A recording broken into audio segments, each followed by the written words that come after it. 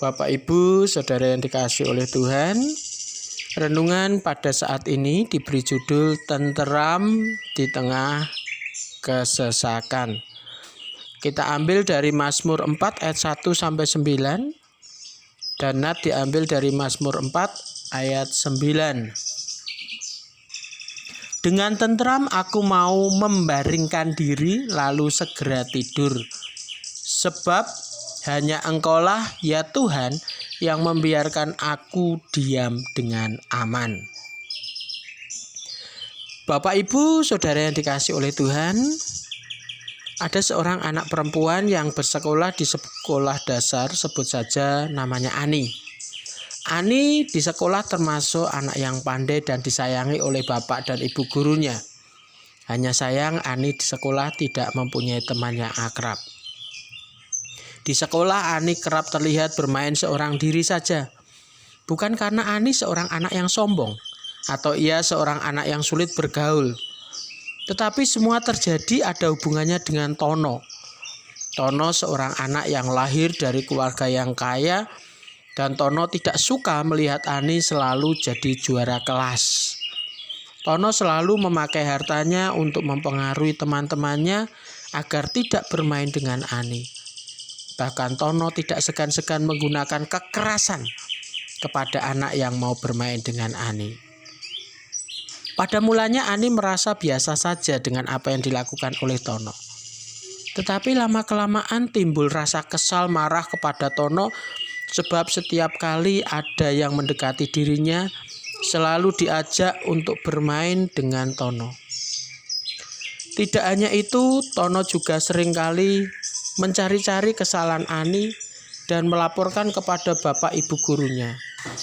Murid yang lain tahu kelakuan Tono, tetapi mereka diam karena takut kepada Tono. Bapak, Ibu, jemaat yang dikasihi oleh Tuhan, kalau bapak ibu saudara sebagai Ani, tentu sikap Tono sangat membuat Ani kehilangan rasa tenteram. Yang ada perasaan tertekan, stres, marah. Melihat hal seperti itu, apa yang dilakukan oleh pemazmur? Dalam Mazmur 4 ayat 5, biarlah kamu marah tetapi jangan berbuat dosa. Berkata-katalah dalam hatimu di tempat tidurmu, tetapi tetaplah diam. Sikap marah yang tidak membuat dosa. Apa bisa, Bapak, Ibu, Saudara? Tetapi kalau kita melihat lebih dalam ayat ini, kita bisa berkata bisa. Sebab ayat ini mengajak kepada Ani dan juga kepada kita, kalau kita marah jangan melakukan apapun, diam saja. Sebab suatu tindakan yang dilakukan pada saat marah atau panas hati terhadap orang lain dapat menimbulkan masalah lain yang tidak kita kehendaki. Oleh karena itu pemazmur mengajak kita, kalau sedang marah jangan lakukan apapun. Diam dulu sampai kemarahan kita reda. Yang menjadi pertanyaan selanjutnya adalah, kalau kemarahan kita sudah reda,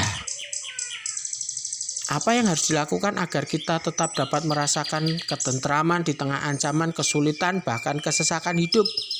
Ada 3 hal, Bapak, Ibu, Saudara, yang kita lihat dari sini, yaitu yang pertama, ungkapkan pergumulan dan percayakan persoalan pada Tuhan. Ayat 6b, percayalah kepada Tuhan. Ayat 2, di dalam kesesakan Tuhan memberi kelegaan kepada kita. Dan ayat 8, Tuhan akan memberi sukacita. Lalu yang kedua, berkat penyertaan Tuhan kepada orang benar lebih besar dibandingkan kepada orang yang fasik. Ayat 3, bahwa kemenangan orang fasik hanya sementara, tetapi kemenangan orang besar, orang benar akan tetap nyata. Sebab Tuhan akan mendengarkan doa-doa dan permohonan kita. Ayat 8, berkah bagi orang fasik terlihat berlimpah ruah, tetapi mereka tidak ada sukacita. Sedangkan orang benar akan diberi berkat melebihi orang fasik, bahkan sukacita pemberian Tuhan kepada orang benar akan meluat-luat. Dan yang ketiga, kita diajak menjalani hidup yang positif, yaitu dengan hidup di jalan yang benar. Supaya apa? Ayat 7, supaya cahaya wajah Tuhan menyinari hidup kita. Dan yang pasti, Tuhan menghendaki kita tetap mengingat kebaikan Tuhan dalam hidup kita. Sebab yang pasti Tuhan tidak akan meninggalkan orang benar. Ayat 4, ketahuilah bahwa Tuhan telah memilih seorang yang dikasihinya. Dan ayat 9, Tuhan akan memberi kedamaian dan keamanan kepada orang-orang yang mau bersandar pada Tuhan.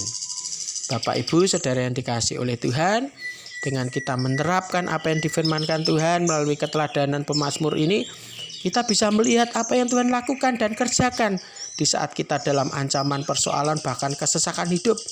Yang Tuhan lakukan adalah, meski kita dalam kesesakan, masalah, persoalan hidup, kita tetap dapat melihat bahwa Tuhan tidak akan tinggal diam, tetapi Ia akan memberi jalan keluar kepada kita, sehingga kita bisa merasakan ketentraman meski dalam masalah, persoalan, kesesakan hidup ini.